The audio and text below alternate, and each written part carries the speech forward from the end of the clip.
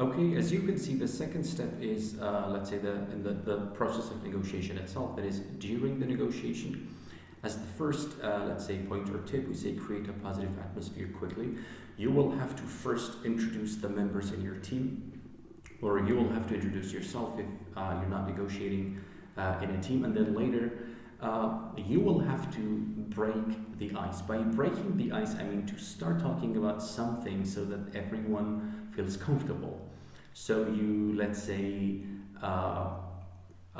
you make the stress, the anxiety, or any other feelings disappear, any other feelings that may, let's say, make you uncomfortable. So something, you don't have to necessarily, let's say, talk about any topic or subject that is related to the negotiation. In the first, at the very beginning of the negotiation, you can start by talking about some, let's say, I don't know, anything like an everyday topic that is the topic of, for example, small talks when people sit next to each other for a few minutes. Like you could talk about, for example, the weather, like you could talk about, let's say, an interesting event that has happened recently and everyone is aware of.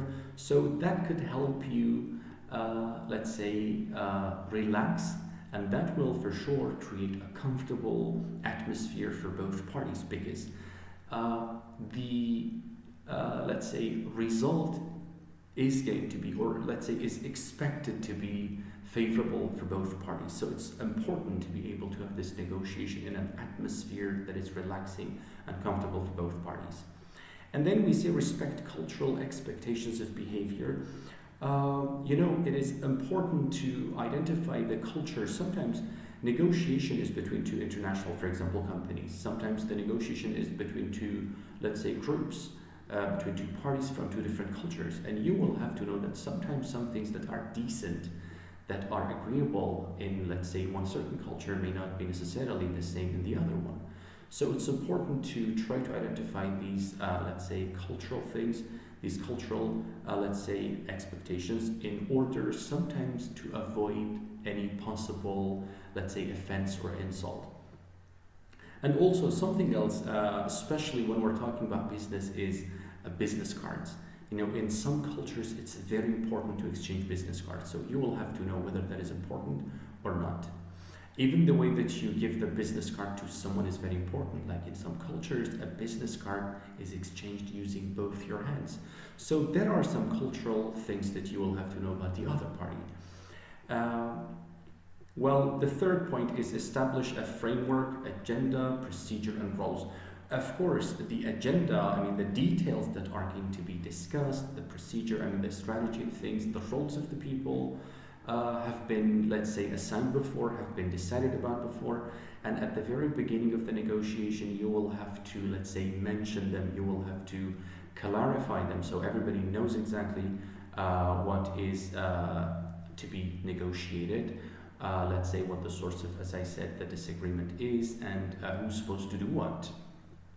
Agree on a timetable. It's important, in the negotiation to decide whether, let's say, other negotiation sessions are necessary in the future or that is the end of the negotiation. It's important if there need to be, for example, any other sessions, any other negotiation sessions, you will have to let's say decide about the time to the negotiation. State your points. You must be very clear in stating your points, in the things that you want, in the things that you're pursuing or that you're, let's say, expecting or hoping to achieve. And it's also important to be able to find some common interests, to find some commonalities between the two people or between the two parties and to try to stress them. Because a negotiation is a bit different from some sort of discussions in which, for example, each party is trying to prove himself or themselves right. In a negotiation, it's not only trying to say, for example, that you're right.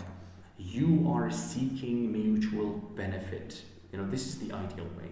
So that is why it's so important to be able to find some commonalities, like common interests, like some common objectives, some common goals.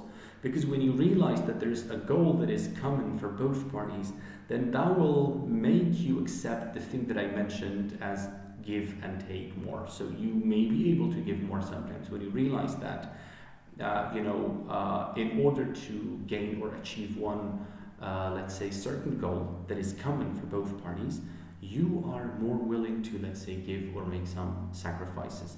So it's also important to try to first identify the common goals and interests, and second, to try to stress them throughout the whole process of this negotiation. Well, the final stage of negotiation is the ending. It's important to summarize and agree to the deal. At the end, you will have to summarize, you will have to mention briefly all the things that have been discussed and all the decisions made and all the things that have been agreed upon. And, to make things clear, to write them down, you will have to jot them down. Clarify future responsibility. If, for example, something has to be done regarding the, let's say, agreement, regarding the, let's say, the outcome of the negotiation, you will have to mention them specifically and very clearly. And it's also a good idea to try to end positively. As I told you, the ideal way is win-win, when both parties, let's say, believe that they have gained an advantage, an asset. But you also need to know that not all the time is it possible to, let's say, end in a win-win result. Sometimes it's not possible. Sometimes some certain sort of problems cannot be, let's say, settled. So it's not always possible. You will have to do your best, but not all the time that is possible. And there's one more thing that is known as BATNA, that stands for Best Alternative to a Negotiated Agreement. But what we mean by this is, sometimes we said that before the negotiation, you will have to decide about the points that you're going to make. You'll have to decide about the objectives, the possible objectives that you're going to, let's say, achieve, the strategy, how you're going to, let's say, manage the negotiation. But then, in case you cannot, let's say, have this agreement, the expected agreement that you're seeking, okay, you need to think about some other alternatives.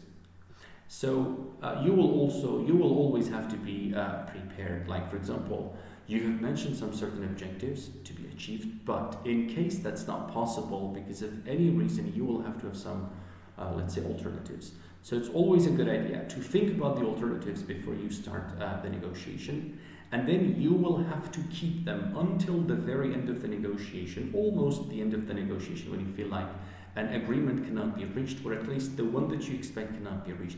So at that time, you can, let's say, bring up the alternatives. You can mention them and you can discuss the alternatives. Well, as it's been mentioned here, we say this is an alternative course of action when both parties are not able to agree or make the final decision. This is something that I explained. When creating a BATNA, a negotiator should. So there are 3 points you need to be careful about. First, brainstorm all available alternatives. Think about all the possible alternatives. And then write them down. Choose the most promising alternative. So you cannot decide which alternatives are promising, which alternatives are suitable before you have enough information about the other party, as I said. About, let's say, for example, the benefits of the other party, about the culture of the other party, about, for example, having enough information about what they are seeking to achieve, what, let's say, probably they are willing to give. That is important. So based on that, based on the knowledge and the information that you have of both parties, your own and of course the other party, you will choose the most promising or the most appropriate alternatives. And then identify the best of alternatives and keep it to use if necessary during the negotiation. So you will first brainstorm with all the possible alternatives, you will try to choose the best ones, and then you may prioritize them, let's say, and at the end of the discussion, if you still do not have an agreement, you can mention them as, let's say, alternatives. This is also very important. Finally, we have some negotiation techniques. Prepare, prepare, prepare. This is so important. Prepare is 2 things. First, related to the other party, you will have to collect enough information about them. Second is about yourself. Like, for example, preparing some points to make, trying to rehearse before the negotiation. So it's so important. That's why we have prepare 3 times. Here's the first tip. Pay attention to timing. Timing is also very important. Timing during the negotiation. Leave behind your ego. But what do you